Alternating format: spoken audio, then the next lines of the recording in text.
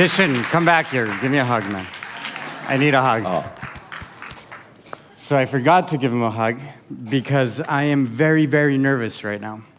Because talking to this crowd of people is not like talking to a business crowd of people, to a marketing crowd of people.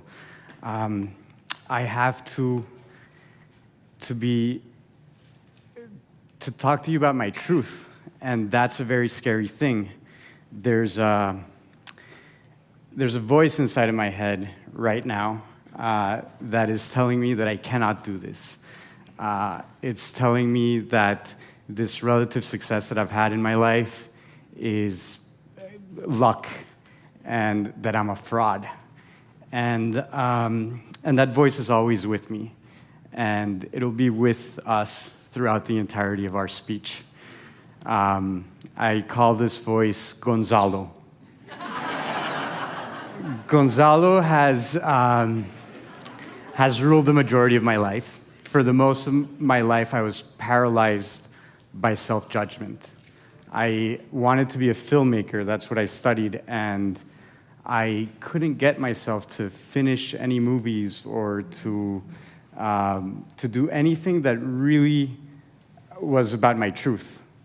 So I did some crappy commercials and that type of stuff, but it was never about my truth. And because Zumba was not at the center of what I wanted to be, I was able to circumvent Gonzalo. When I joined Zumba, it was a super cheesy brand. It was, we were the joke of the fitness industry. We were 5 Colombian guys. Our front man didn't even speak English. And we walk into this snooty fitness industry at the time. And, in 2000, that was 2005, 2006. In 2012, when Inc. magazine named us Company of the Year, the reporter asked me if I knew that Zumba was going to happen the way it happened. And before I could filter my thoughts, what came through me was yes, definitely yes. Zumba was inevitable. It was more real in our heads than the real world was. And I think that is what allowed the world to catch up and to turn it into what it is today. Once we were in that distorted reality, in that space of inevitability, it's going to happen whether we're there or not. The world needs this. The world is yearning for it. And once we were in that space, completely convinced of this, all we had to do was listen. So the Zumba story is really a story about listening. In the 1990s, my partner, Beto, that you saw up there, was an aerobics instructor. And one day, he forgot his aerobics music. And he, nervous, like I am right now, he reached into his backpack and threw on whatever tape he had and announced to his aerobics class that today we're going to improvise. We're just going to dance our hearts out. I'm not going to count reps over the music. I'm not going to cue or anything like that. And he hit play and he started dancing. And he heard the most amazing sounds coming out of that class. People usually moan and grunt in a gym. He heard people clapping and cheering and having an amazing time. So he listened to that. He harnessed that. And then a few years later, we created the first Zumba infomercial. Super cheesy, like it was disgusting.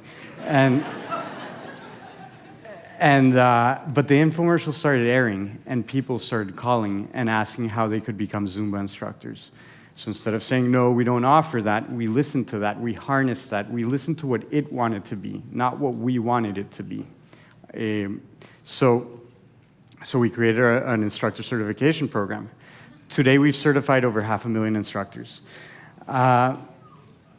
In a few years later, we saw that in one of those certification programs, there was a person filming it, and we and we asked them, why are you filming it? And we realized that there was a big need for continuing education materials and support for our instructors. So we developed the Zumba Instructor Network, where instructors pay $30 a month and they get their choreography DVDs and their music CDs and all that stuff that they need. And today we have 200,000 instructors inside of the Zumba Instructor Network. Again, we listened to that, we harnessed it. A few years later, somebody tattooed a Zumba logo on their arm. And we thought to ourselves, well, maybe we're not dealing with a fitness brand, maybe we're dealing with a lifestyle brand. And so if yoga sits at the crux of spirituality and fitness, Zumba would sit at the crux of fitness and entertainment. And so we repositioned we said that the value proposition for Zumba was not going to be weight loss or getting an amazing six-pack or a beach body or anything like that. It was going to be freeing, electrifying joy. That moment in a Zumba class when your inhibitions go out the window and you don't give a shit what you look like and you just dance your heart out.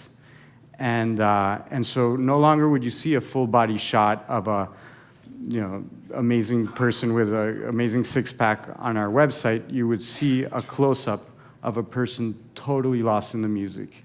And when we repositioned the brand that way, that was in 2006, on social media, we aggregated 1 million people in like the span of a few months. It was nuts. People got it. We struck a nerve.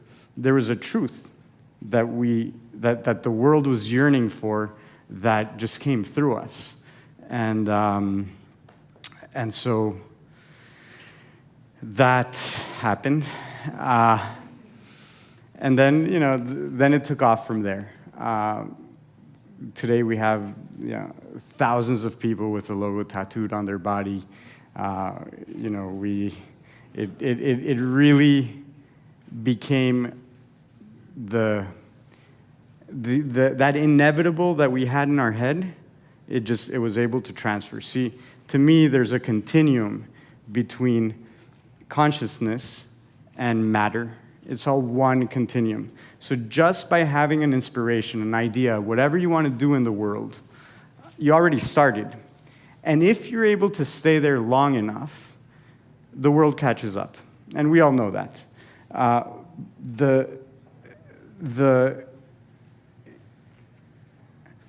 guess it's, Emily, you were talking about asanas this morning. It's like your asana. It's like your yoga asana. You stay there. You stay there long enough for the energy to flow through that position, and the world catches up. And that's how Zumba felt. Thank you for that. So there are really 3 stages to this kind of stepping into inevitability. The first stage is letting it come through you, because I don't believe that you can, or at least it hasn't been my reality, that you can just say, hey, I want a big house and a Ferrari, and I'm going to manifest that, and it's going to happen. It's just not that simple. To me, you have to latch on to a truth. It's kind of like this background. There's all these little truths floating around in the world. And Zumba was one tiny little speck. And we took it and we said, okay, there's something here, and we're going to harness it. We're going to listen to it. It's very much like parenting. It's what your kid wants to be. You're supporting your kid.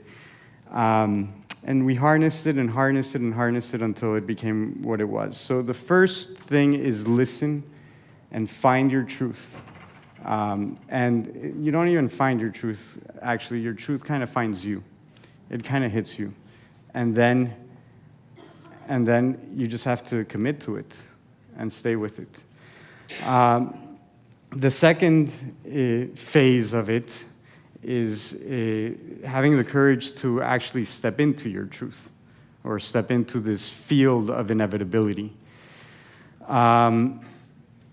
That's not easy. In 2006, we created the slogan for Zumba was ditch the workout, join the party. And our gym partners were gonna stop doing business with us if we were gonna stick to that slogan. But it was the truth. It was what the brand wanted to be. And we said, you know what? Whatever happens, happens. We have to put the brand first. And today, Zumba's in virtually every gym in the world. Nothing really bad happened. And we were true to what the brand wanted to be. So it takes a little bit of courage to actually step into it. And then the hardest thing is to stay there. And to stay in that space of inevitability, where your distorted reality is more real to you than the real world, where it takes a lot of things. One of the things that we did was we painted our walls. That was a very simple thing. We went into it was our Zumba was real in our office, at least, if it wasn't real in the rest of the world yet. We took feedback. Every time there was feedback, a person tattooed the logo or whatever, we put it on the wall. We wanted that to continue to build the resonance. Greg Braden talks about a form of prayer that is not a prayer where you ask for something. It's a prayer where you actually step into it and you feel it and you are it. And that's I think, the same thing.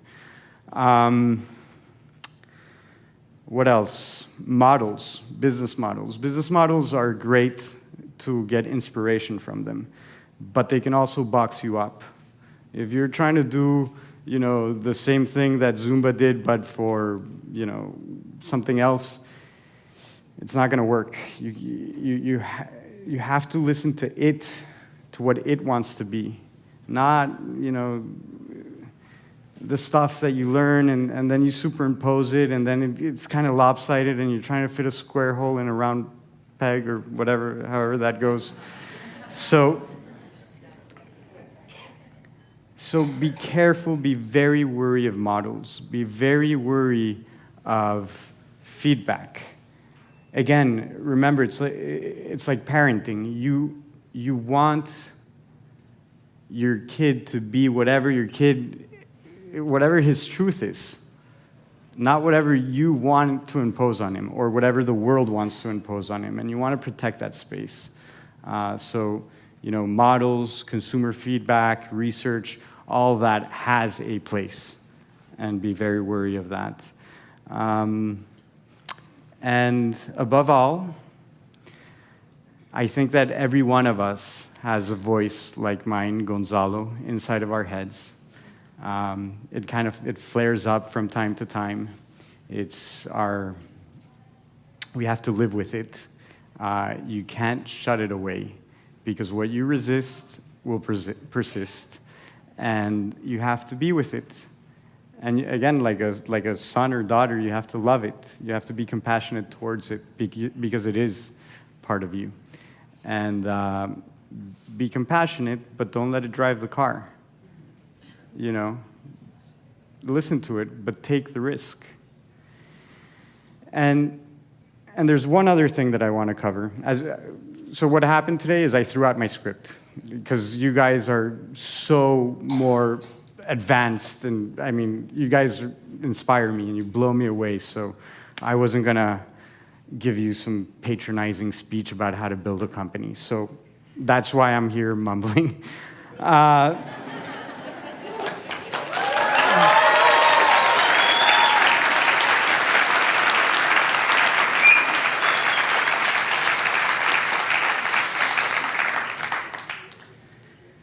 So getting started is realize that you have already started. If you have a moment of inspiration, a vision, something that feels right to you in the world, a truth that has come and landed on you and tapped you to be responsible for this truth, it has already started. And remember that there's a continuum between consciousness and matter, and it's a matter of time before, matter catches up. You have to stay with it. You have to honor it. You have to listen to it.